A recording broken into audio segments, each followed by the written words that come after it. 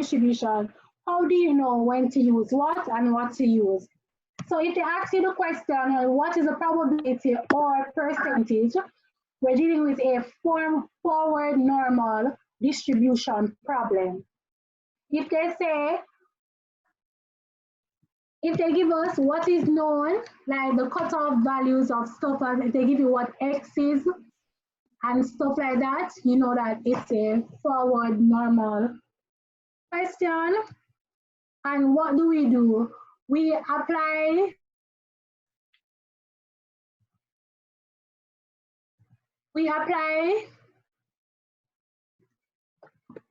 the Z, the standardized formula, which is X minus mu divided by the standard deviation, and we use the table outside, inside. So we read from our axis, from our Y and X axis, and find the value that is the intersection between our X and Y axis when they ask us questions like what is the probability or percentage, when they give us the cutoff value. But for the backward problem, they normally ask us what is the cutoff value. So they ask what is X or something like that, you know, it's a backward normal problem. If you get the probability, you get the standard deviation, you get the mean, but you don't get a cutoff value, then you know that it's a backward problem.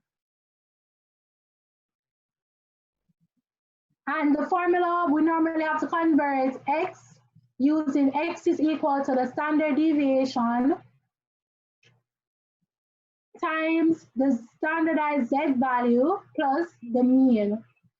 And how do you read the table? Read the table inside, outside, which is what we just did a while ago, where we found the value that is closest to 70% or 0.7. And then we look for which values is this value the intersection of. So that's the difference between the backward and the forward normal questions. You have to look at what you were given.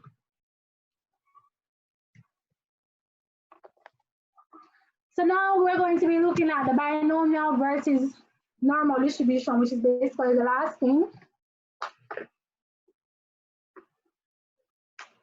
As I said before, a binomial distribution is a discrete variable, while a normal distribution is a continuous variable. No problem.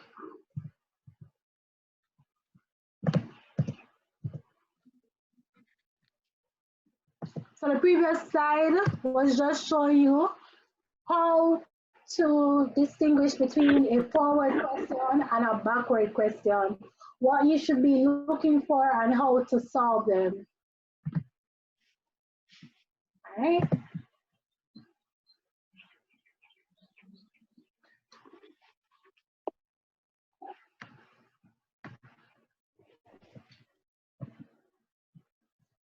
Okay, no problem.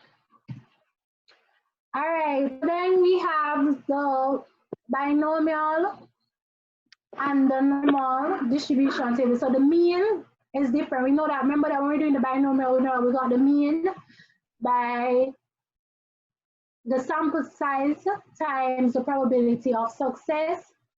And for normal, we're normally given mu, the variance.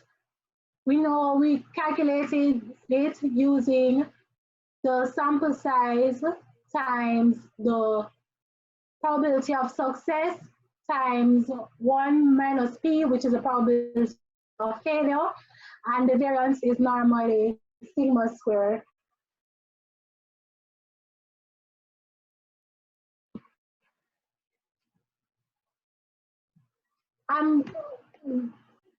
On previous topic, we know what being symmetric is.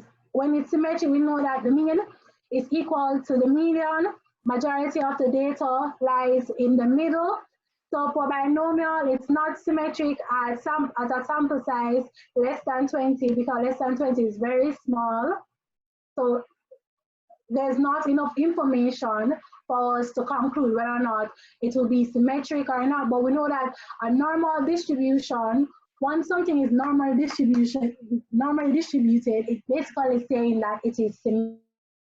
And again, when it's symmetric, it's dealing with the mean is equal to the median, so majority of the data lies in the middle, and the graph is normally bell-shaped. So suppose we get a question that didn't give us our mean or our standard deviation, and that the x value was very large. This is where we would use the normal approximation to the binomial distribution. So if n is greater than the binomial distribution, can be approximated using the normal distribution. Since we are using a continuous distribution to approximate a discrete distribution, we need to use the continuity correction factor. So remember that binomial distribution has to do with discrete variables, while a normal distribution has to do with a continuous distribution. So if you get a question, you'll have to use a continuity correction factor to correct it before you can move on. So here are the different signs and how to correct it. We have the probability that x is equal to a. If we're using the normal distribution, we would have to add a 0.5 to the upper value and minus 0.5 from the lower value. The probability that x is greater than or equal to a. Remember that the normal value, on a normal distribution, you cannot get the exact value. So when you have something that says greater than or equal to,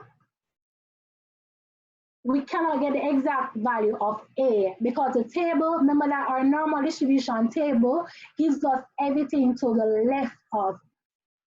So it's either, so when to correct it, if we have a probability that x is greater than or equal to a, to correct it, we minus 0.5. If we have a probability that x is just greater than a, in order to correct it, we add 0.5.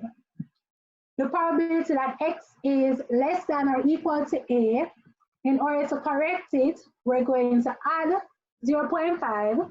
And if we have a probability that x is less than a, in order to correct it, we minus 0.5. This is a very important table, guys. So I would encourage you guys to study, know, because more likely there's going to come a question that's going to trick you. And you need to remember the values from this table and how to use the continuity correction factor.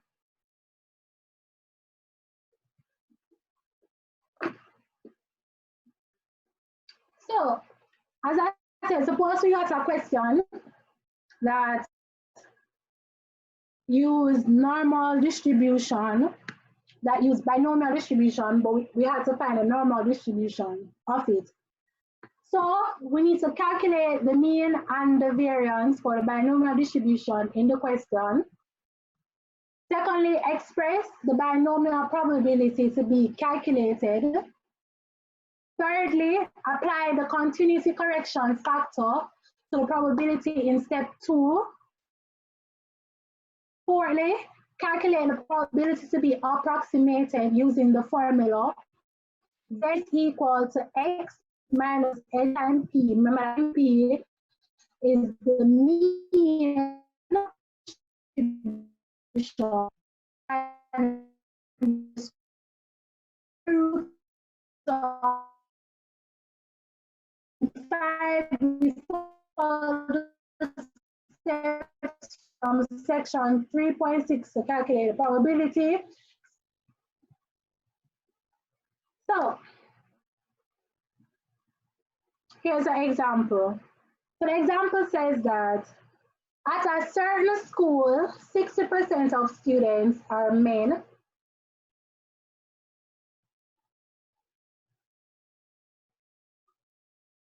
and 40% are women.